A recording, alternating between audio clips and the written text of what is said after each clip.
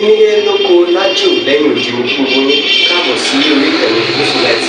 Mo kí yín pé ẹ káàárọ̀, ẹ káàsán, ẹ káalẹ́ ní ibi tẹ́lẹ̀ gbogbo tẹ́lẹ̀ àti láǹfààní láti máa wò ìkànnì Yusufullahi.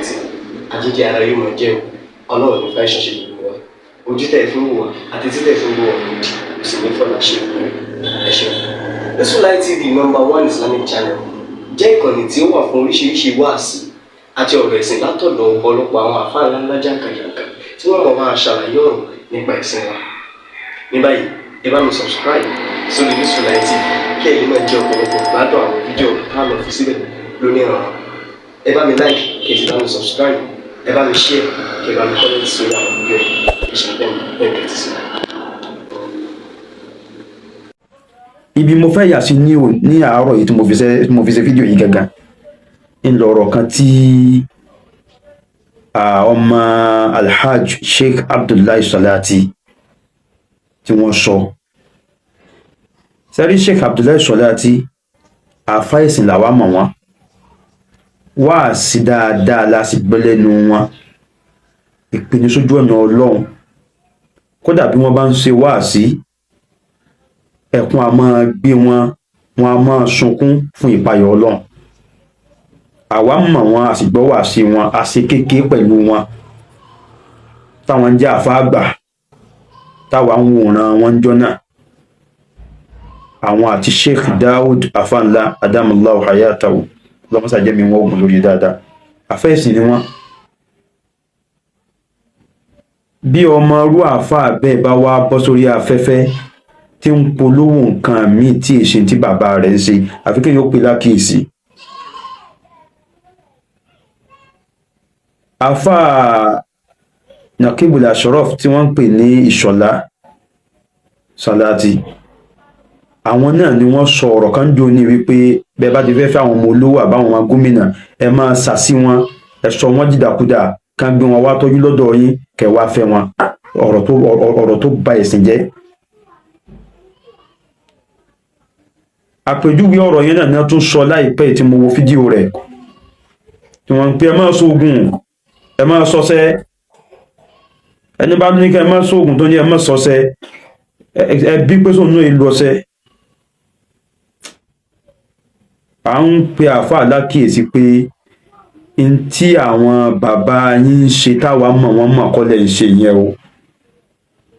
Àwa ò rí bí tí àwọn tí wọ́n bí yín tí ń polówó ọṣẹ níbi ìjókòó wá àṣírí o.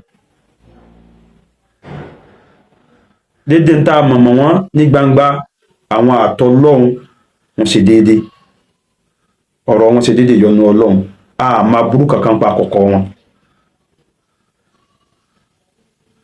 Wáàsí tí wọ́n ní kéèyàn ó ṣe láti fi pe ẹ̀mí èèyàn sọ́dọ̀ Ọlọ́run, láti fi jẹ́ káwọn ẹ̀mí ó mọ Ọlọ́run lọ́kan. Kí ni ìbátan rẹ̀ pẹ̀lú ẹgbẹ́ máa wẹsẹ̀? Ọṣẹ ìwúsí ni. Ṣé ó lè jẹ́ ọṣẹ dúdú nìkan téèyàn kàn mú àwọn nǹkan ìwòsàn téèyàn fi kún láti fi wo àrùn kúrò lára, bóyá ọgbẹ́ ń bẹ lára, bóyá kòkòrò ń bẹ lára, bóyá èèyàn tó ráwọn ọṣẹ bẹ́ẹ̀ wà lóòótọ́. Ṣé ó lè jẹ́rú ọṣẹ yẹn kí yóò pè lára mu? Ọṣẹ èwo àtògùn èwo lẹ́ ń sọ bí káwọn èèyàn máa ṣe? Ǹjẹ́ ẹnu àfáà kankan gbà láti ní kéèyàn má sóògùn? Ẹnu àfáà kankan ò gbà kó ní kéèyàn má sóògùn, ṣùgbọ́n oògùn wo lẹ́ ń wí? Sí ọwá sóògùn lóòótọ́ ni oògùn wà náà, but oògùn wo ní àwọn àfáà ní káwọn èèyàn ó má ṣe? Yóò wá dógún ìwòsàn káàfáà kan sì ní kéèyàn má ṣe. Kò lè jẹ́ oògùn ìwòsàn káàfẹ́ ẹ̀sìn kan wá takò. Alóògùn tó ń fi eegun èèyàn ṣe, tó ń fi agbárí èèyàn ṣe, tó ń fẹ̀jẹ̀ èèyàn ṣe, ọṣẹ tí wọ́n ń po ẹ̀jẹ̀ èèyàn mọ́, àṣejẹ tí wọ́n ń fọtí lò. Ẹni bá fẹ́ ṣe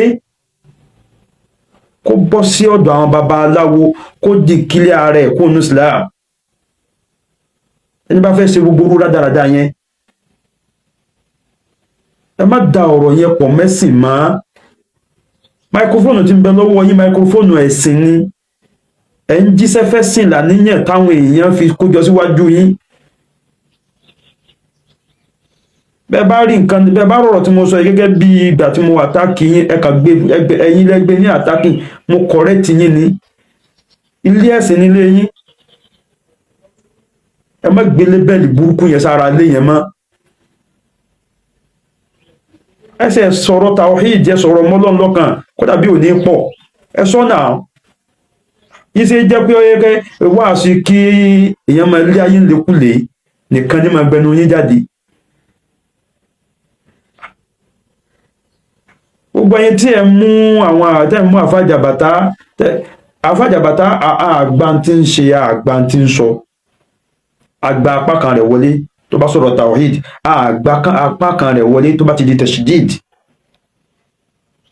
ṣùgbọ́n báwo lẹ́nu àfàjàbàtà ò ṣe ní gba ọ̀rọ̀ nígbà tí àwọn ọmọ àfẹ́ẹ̀sìn bá ń sọ ọ̀rọ̀ báyìí gbogbo ẹyin tẹ́ mú àfàjàbàtà ibi tó yẹ kẹ́ ẹ kíyèsí rè àwọn tí wọ́n fa àbùkù wọlé fún Ìlọrin nu bí yẹn ń parí tí wọ́n ń polówó ọṣẹ wo wà ní kí ni sẹ́wọ̀n ọmọ tí wọ́n fi ṣe lọ́ọ̀sì gbogbo tí wọ́n bá rí kí wọ́n fi ṣe ẹ̀jẹ̀ yẹn ní wọ́n fi pò ní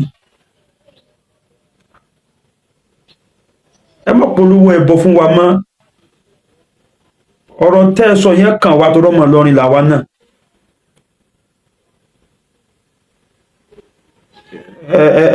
ẹ ṣiṣẹ́ lórí ẹ̀ bẹ́ẹ̀ bá tún sọ̀rọ̀ míì jáde tó bá ti ní í ṣe pẹ̀lú ń kọ́yàn ní bí wọ́n ti máa ṣe bọ́ a sọ̀rọ̀ lórí ẹ̀ padà o adárúkọ yín torí pàníyàn wa ò bu yín. Salamu alaikum wa rahmatullah.